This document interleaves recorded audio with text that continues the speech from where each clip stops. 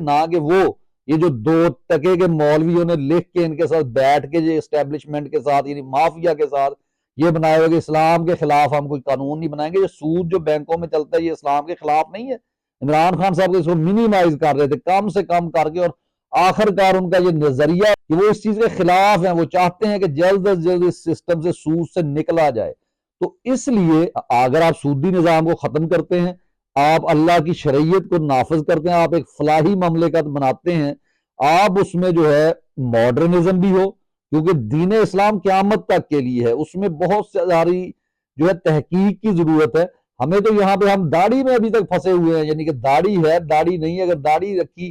یعنی آپ عرب کنٹریز میں چلے جائیں, بغیر داڑھی کے لوگ امامت کروا دیتے ہیں مساجد میں, اور یہاں پہ مولوی صاحب اپنے علاوہ کوئی باریش بھی آ جائے اس کو وہاں پہ بیٹھنے نہیں دیتے. یعنی اپنی کرسی, خواہ وہ عالم دین ہے, خواہ وہ فوج کا سپہ سالار ہے, خواہ وہ جو ہے عدلیہ کا جج ہے, وہ اپنی سیٹ نہیں چھوڑنا چاہتا. اور جہاں پہ ان کی مدت ملازمت یعنی مدت ملازمت ختم ہوتی ہے تو ایکسٹینشن چاہتے ہیں. تو یہاں پر یہ ڈیل ضرور ہو سکتی ہے اگر آپ اس بات کا یقین دلائیں کہ پاکستان کے فیصلے پاکستان میں ہوں گے, اور جس کا ہاتھ تھا رجیم چینج آپریشن میں وہ اپنے آپ کو عدالت کے سامنے پیش کرے. اور عدلیہ میں جو جج بغیر امتحان دیے آ گئے ہیں, کیوں بیٹھے ہیں, کسی نے ان کو نواز دیا ہے, باقی جو پڑھ کے آئے ہیں وہ پیچھے بیٹھے, جس کو یہ نہیں پتا ہوتا کہ جو میں بات کر رہا ہوں یہ پہلے میں نے کسی اور کانٹیکسٹ میں اور طرح سے کی تھی, اور اب اسی کانٹیکسٹ میں اس کو اور طریقے سے میں کر رہا ہوں. تو یہ جو چیزیں ہیں یہ ان کو بھی اپنے آپ کو جو ہے وہ کٹہرے میں پیش کرنا ہوگا, احتساب کے لیے تیار کرنا ہوگا. اور جو ڈر لگا ہوا ہے نا ان کو پھانسیوں کا, تو پھانسیاں تو ہونی چاہیے. اگر آپ نے چلتی ہوئی معیشت کو جو ہے برباد کیا ہے تو پھر آپ کو کٹہرے میں آنا چاہیے. ہاں, آپ یہ تمام چیزیں کرنے پہ تیار ہو جائے, جو فوج ہے وہ مکمل طور پہ اپنے آپ کو سیاست سے الگ کر لے, آپ جو ہے ملک میں فیصلے پاکستانی عوام کریں. پاکستانی عوام اگر کسی بات پہ ایشو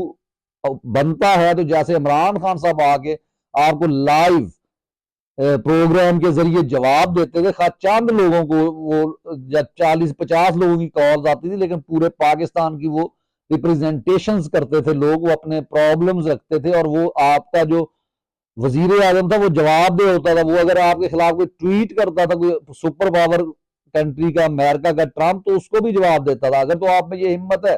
تو پھر تو آپ ٹھیک ہے ڈیل کے لیے ان کے ساتھ بیٹھ سکتے ہیں. آپ اپنی ساری لوٹی ہوئی دولت, زرداری صاحب مانے اپنے سارے جرائم, نواز شریف مانے اپنے بیٹیوں کو کٹہرے میں لائیں, جیسے نبی نے کہا تھا کہ اگر میری بیٹی چوری کرے گی تو اس کا ہاتھ کاٹا جائے گا. اگر ارشد شریف کی تحقیق کروائیں, اس میں جنرل نصیر صاحب یا جو نام ان کی والدہ دینا چاہتی ہیں, یا عمران خان کے اوپر جو 2 قاتلانہ حملے ہوئے انہوں نے جو نام دیے, اگر تحقیق کروائے, اگر وہ مجرم ہے ان کو سزائے موت دی جائے, اگر نہیں ہے تو پھر جو ہے ٹھیک ہے ان کو باعزت بری کیا جائے اور اپنی تمام لوٹی ہوئی جائیداد واپس کی جائے. جتنے ادارے جو ہے وہ ہماری آرمی نے کنفلکٹ آف انٹرسٹ کے تحت چلا رہی ہے, جو کہ آرمی کا کام نہیں ہوتا, اس پر سے ہاتھ اٹھایا جائے, وہ اسٹیٹ کے حوالے کیا جائے, پارلیمنٹ کے حوالے کیا جائے, اور اس طرح کی یہ ڈنڈیاں نہ ماری جائیں کہ جناب جی چیف جسٹس صاحب آگے کوئی قانون معطل کر دے جس کو پارلیمان کی 2/3 اکثریت سے بنایا جاتا ہے, وہ آپ کا جناب ڈنڈا اٹھے اور آپ اس ڈنڈے کے ڈر سے اس کو ایک سائڈ پہ کر دیں. تو اس طرح کی بہت ساری اور باتیں ہیں.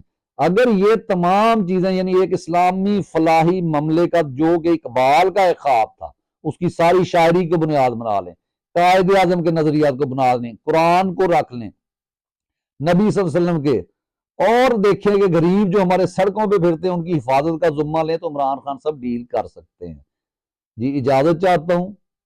اللہ حافظ.